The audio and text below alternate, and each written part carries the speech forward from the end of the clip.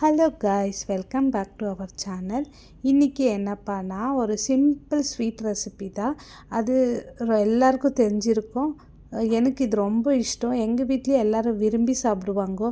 நான் இது ரொம்ப நல்லா செய்வேன்ட்டு எனக்கு தோணுது.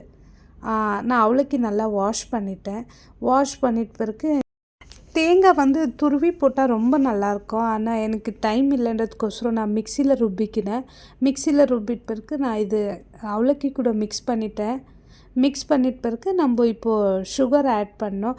சுகர் நம்ம அவலக்கி 2 கப்ஸ் எடுத்துக்கினா ஒரு கப்பில் நம்ம சுகர் போடணும். ஆனால் நான் அவ்வளோ போட மாட்டேன், 3/4 கப்பு தான் போடுவேன்.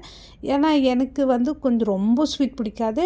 ஒரு மீடியம் ஒரு பேலன்ஸாக இருக்கணும், அந்த மாதிரி ஸ்வீட்ஸ் தான் எனக்கு பிடிக்கும். அப்புறமா 2 வாழைப்பழம் கட் பண்ணிக்கின்னு போட்டுக்கினேன். இதுக்கு நம்ம ஏலக்கி சேர்த்தா ரொம்ப நல்லாயிருக்கும், ஏலக்கி பவுட்ரு போட்டால். ஆனால் என்கிட்ட ஏலக்கி பவுட்ரு இருக்குல்ல, அதனால் 2 ஏலக்கி இருந்துச்சு. அதனால் நான் நல்லா ஜஜ்ஜிட்டு அதில் போட்டேன். இதை மிக்ஸ் பண்ணி ஒரு 5 நிமிஷம் நம்ம அப்படியே வச்சிடணும். அப்போ நல்லா அது மிக்ஸ் ஆகிருக்கும். அப்புறமா ஒரு 1/2 hour விட்டுட்டு இது நீங்கள் சாப்பிட்டு பாருங்கள், ரொம்ப நல்லாயிருக்கும்.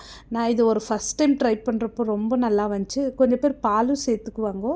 நான் இந்த வாட்டி பால் சேர்த்துக்கல, ஃபஸ்ட் வாட்டி பண்ணுறப்போ பால் சேர்த்துக்கினேன்.